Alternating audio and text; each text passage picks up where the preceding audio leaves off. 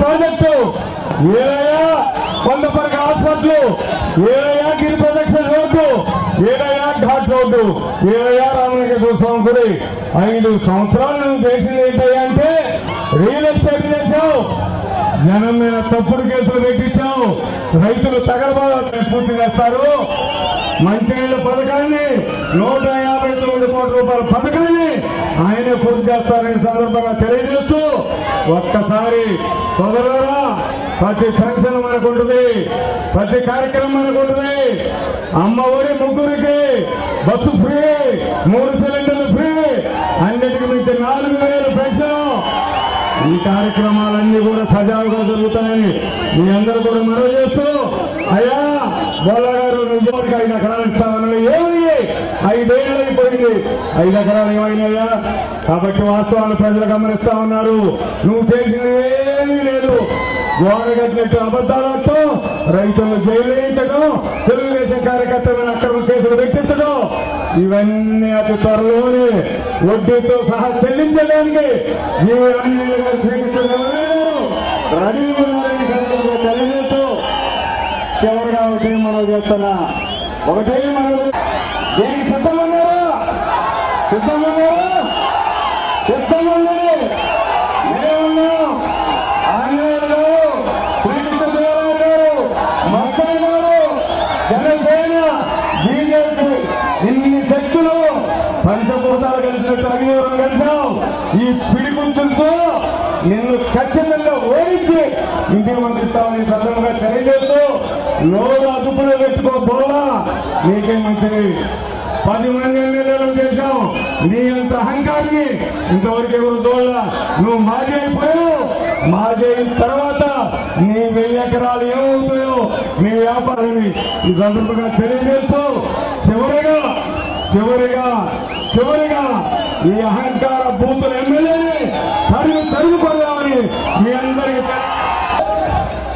జిది ఆంజనేయులు గారు, మిత్రులు మల్లికార్జునరావు గారు, వేదిక మీద ఉన్న పెద్దలు, ఈరోజు ఆంజనేయులు గారి నామినేషన్ సందర్భంగా ఇక్కడికి విచ్చినటువంటి అశేష జన సముద్రానికి నా హృదయపూర్వక నమస్కారం. ఈరోజు తెలుగుదేశం, బీజేపీ, జనసేన ఉమ్మడి వినుకొండ అభ్యర్థిగా సోదరుడు ఆంజనేయులు గారు నామినేషన్ వేస్తున్న సందర్భంగా వారిని ఆశీర్వదించడానికి వచ్చిన వాళ్ళందరికీ కూడా మరొకసారి ధన్యవాదాలు తెలియజేస్తూ ఉన్నాను. ఇవాళ కూటమికి ఎందుకు ఓటేయాలి, యువజన శ్రామిక రైతు కాంగ్రెస్ పార్టీకి ఎందుకు ఓటేయకూడదు అనేటువంటిది ఒక విషయం చెప్తే, ఒక్క ఛాన్స్ అని చెప్పేసి అధికారంలోకి వచ్చినటువంటి జగన్ మాత్రం భారతదేశంలోనే అత్యంత ధనికవంతుడైనటువంటి మాట. అంటే జగన్మోహన్ రెడ్డి వాళ్ళ దొంగల ముఠ ధనికవంతుడు కావడానికి మనం ఓటేసి వీళ్ళకి అధికారం ఇవ్వాలా? ప్రశ్నించినటువంటి వాళ్ళందరి మీద పోలీస్ కేసులు పెట్టించుకోవడానికి వీళ్ళకి అధికారం ఇవ్వాలా? వీళ్ళ చేత బూతులు తిట్టించుకోవడానికి వీళ్ళకి అధికారం ఇవ్వాలా? బూతులు తిట్టాలి అంటే ఏ ప్లాట్ఫామ్ దగ్గర, రైల్వే స్టేషన్ దగ్గర జేబులు కొట్టేవాళ్ళు ఇంతకన్నా బ్రహ్మాండంగా బూతులు మాట్లాడగలరు. కానీ ప్రజాప్రతినిధులు బాధ్యతగా ఉండాలి, ఆదర్శంగా ఉండాలి.